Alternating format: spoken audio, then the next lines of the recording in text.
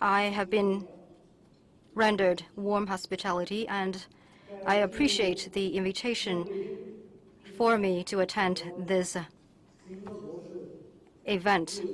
Before I entered this room, I had a brief conversation with Dr. Kissinger. I asked him, well, 45 years ago,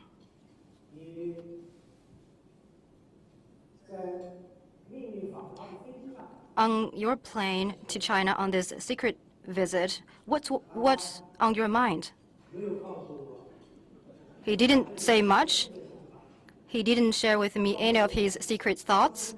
He just told me that at that time, China-US trade was almost zero, or even less than what was traded between the United States and a small country in Central America. Well, at that time, he might be predicting that 45 years later, China-US trade will take up 1/5 of the world's total trade. And combined, our two economies will take up 1/3 of the world's total 45 years ago, 45 years later.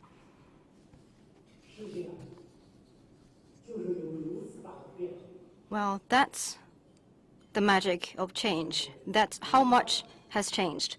But sometimes a man proposes, but God disposes. Because in 2008, the global financial crisis broke out. Back then, world trade was almost collapsed.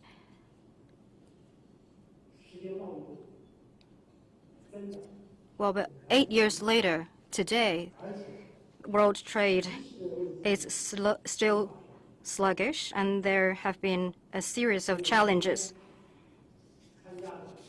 Well, today, I attended a meeting on the large movement of refugees and migrants at the United Nations. And in many parts of the world, we see terrorist attacks. Although we still cannot confirm the nature of what has been happening around the world, but people worry. Well, just a day before I departed for the United States, there was this explosion right here in New York. We all live in the same planet Earth, and no one can stay immune. The geopolitical conflict has kept propping up. Just now, Dr. Kissinger asked, when China's economy equals that of the United States, what kind of geopolitical changes there will be? Now, let me address that question. Even if China's economy is on par with that of the United States, the United States is the largest developed country in the world, and China is the largest developing country in the world, and that reality has not changed. There is still a long way to go for China in its modernization drive. While size is important, but per capita figure is more important. Now for the United States, the per capita GDP is 7 times that of China's per capita GDP. For China to reach the level of a middle-income country, well, our goal is that it will happen by the mid of this century. Now, as things stand, people are seeing that China's economy is growing rapidly, and at the same time, people also have questions.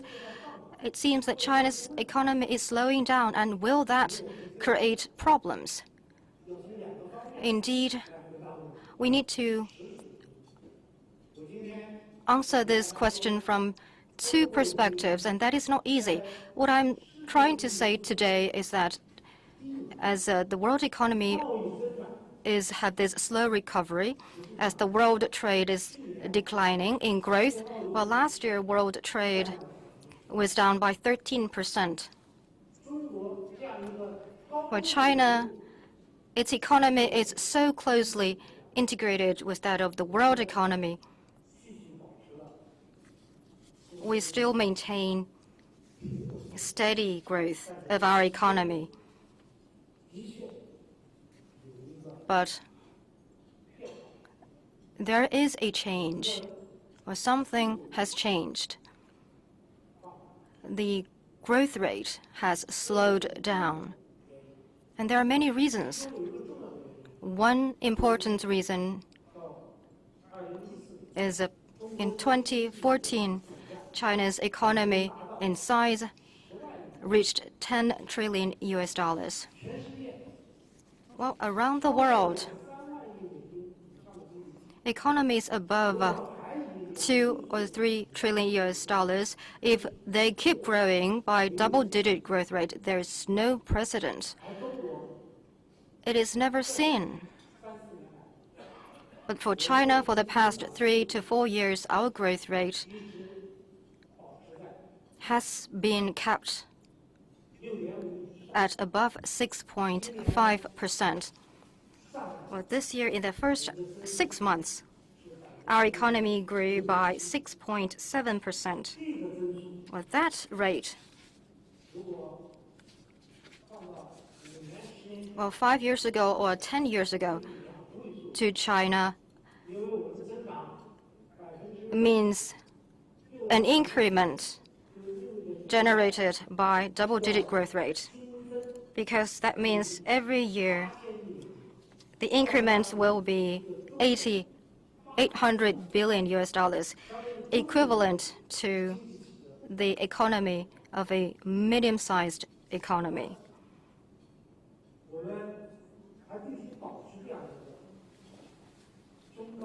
We will maintain such a medium-high growth rate.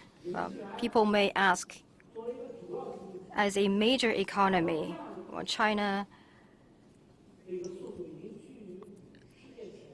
has been one of the top in terms of growth rate. Why do you still want to sustain such a medium-high growth rate? That is because in China we have 1.3 billion people. Every year,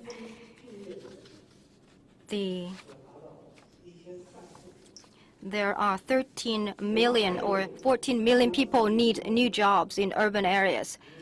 And we have, according to our standard, 50 million people living in poverty. So in China, we need to keep developing, and in that process, create jobs, or sufficient jobs. We need to mobilize our national resources to fight poverty. I can say here that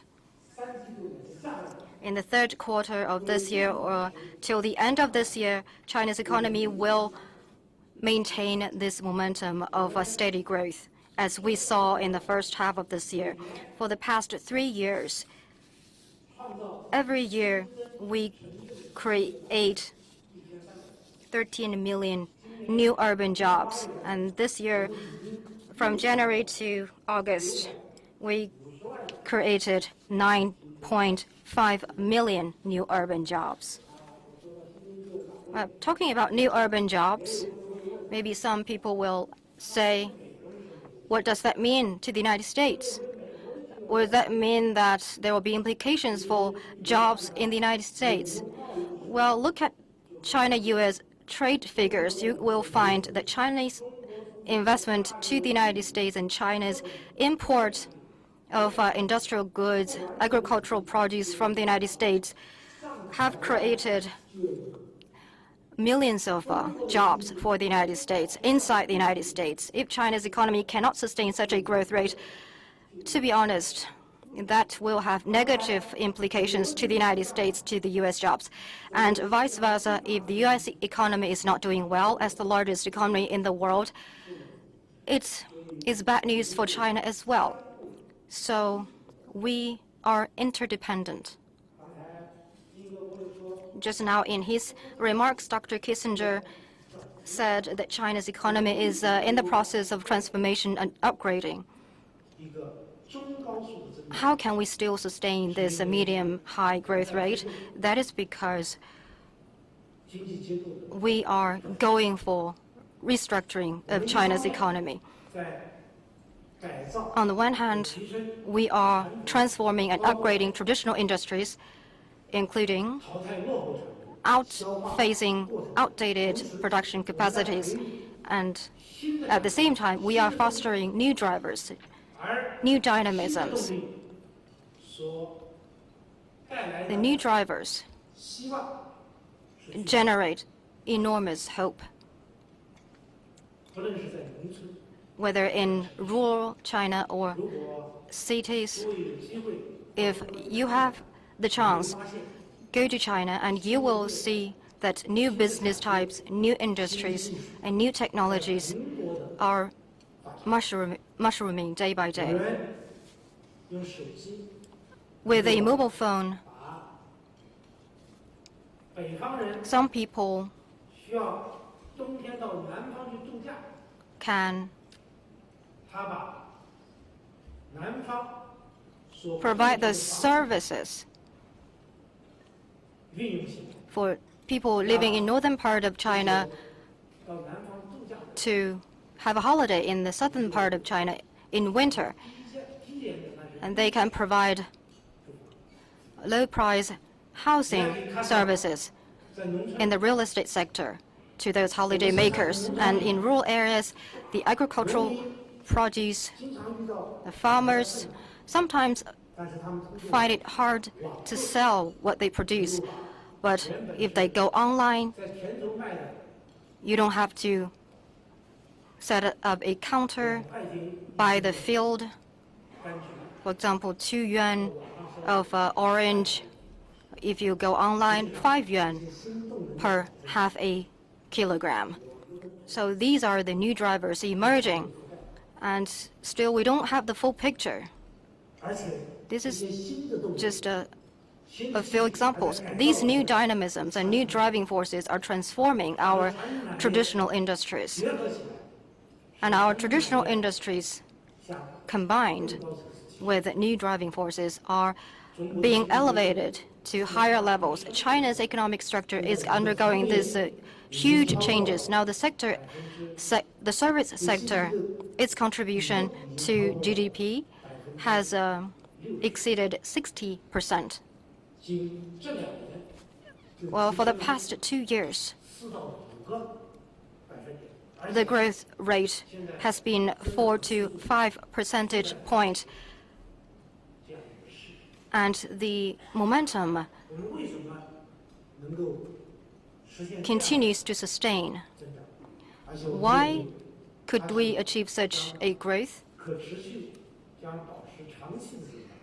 And why do we think that we can keep this continued and steady growth? In the fundamental way, it is because of reform and opening up. Reform and opening up has carried China this far for the past 3 decades, and going forward, we still need to rely on reform and opening up to go further.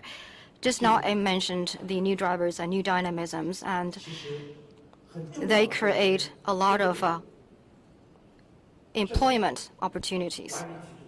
We're also working to streamline our administration while strengthening regulation.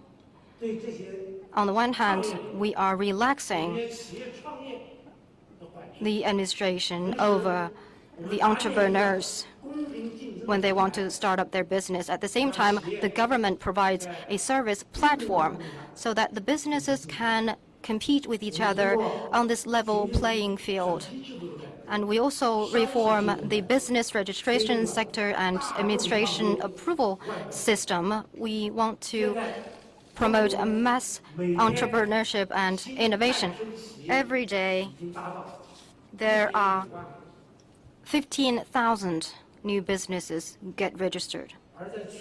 And last year, that figure was 14,000. Before these reforms were started, the newly registered businesses grew by about 2 times compared with previous years. China has 1.3 billion people. 170 million people have received higher education or have special skills, and that is rarely seen in other parts of the world. So we have a huge reservoir of human capital. If we can bring market potential to full play, if we can unleash all the creativities in the society, what can be achieved is a lot. And there are huge choices and options for consumers. Well, in China, we say that 3 ordinary people can outsmart a best strategist, and 3 persons working together, there is a teacher that can teach me something. Well, the figure 3 can mean limitless numbers. Confucius say that 1 gives birth to 2, 2 gives birth to 3, and 3 generates the world. So 3 means the massive general public.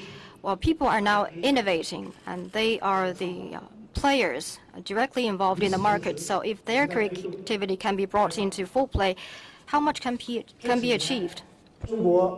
At the same time, we're also advancing opening up, and in recent years, the Chinese government has abolished 40% of the items that previously require administrative approval, and also the items that require approval for foreign investment, or the items which are restricted for foreign investment have been slashed by half. And I often receive a letter from foreign companies and investors. They complain about the business environment in China. But on the other hand, I also often receive reports from U.S.-China Business Council. According to their analysis, in last year, over 90% of American companies are making profits in China. And in the first half of this year, U.S. investment in China has grown by 1.2 folds. And when there was no trade between China and the United States, there was no trade complaints, there was no trade disputes, and there was not even a direct flight between our 2 countries. So President Dr. Kissinger had to come to China on a plane of a 3rd country, and now we have such a big trade volume and such big mutual investment. So it is inevitable that we may have trade frictions and differences. But these frictions and differences are not the mainstream. They only account for a very small part of our cooperation. But of course, we cannot turn a blind eye to these very small part of frictions. We need to expand our common ground and a common interest while properly resolving our differences. China has made enormous economic and social progress over the past 3 decades and more, and it is attributable to a peaceful international environment and a stable neighborhood environment. And so while pursuing reform and opening up, China will also be firm in following the path of peaceful development. As I said earlier, China is a developing country. We have 1.3 billion people. The central and the western regions are still lagging far behind. eastern regions, and there is even a bigger gap between the urban and rural areas. If China can manage its own affairs well, if China can achieve modernization, it will be a huge contribution to the world in itself. And we are maintaining a stable growth rate. Our contribution rate to the world economy is now 30%. China and the United States combined, our contribution to world economic growth is over 50%. China is willing to uphold the international order that was established after the Second World War. And at the general debate of the UNGA, I will reaffirm China's position. That is, we uphold the sanctity of the UN Charter.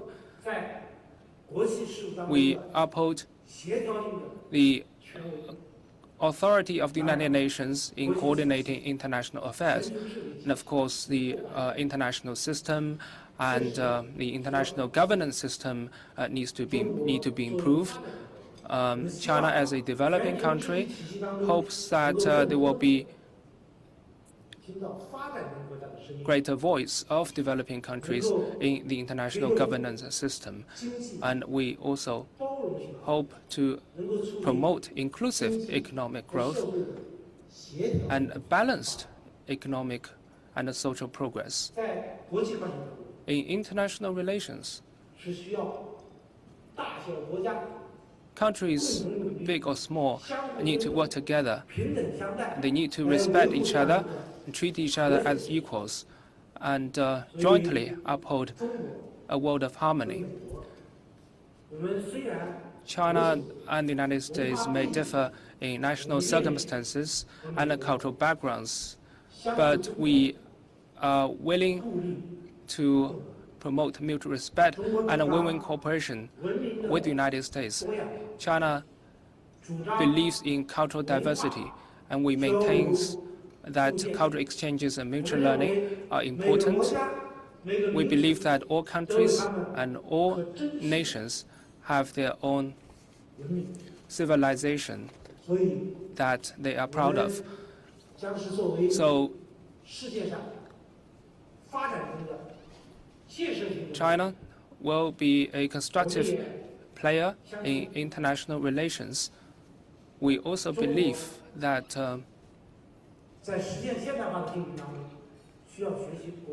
in its course of modernization, we need to learn advanced technology and the managerial expertise of foreign countries. We need to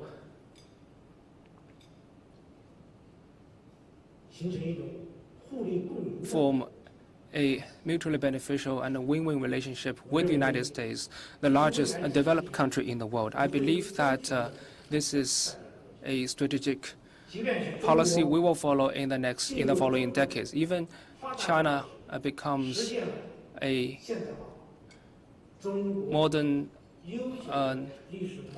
medium-sized, modern and developed country at a medium level. We will never forget the teaching of our ancestors. That is, we should not do unto others things we do not want to do unto ourselves. We will continue to follow the path of peaceful development. Thank you.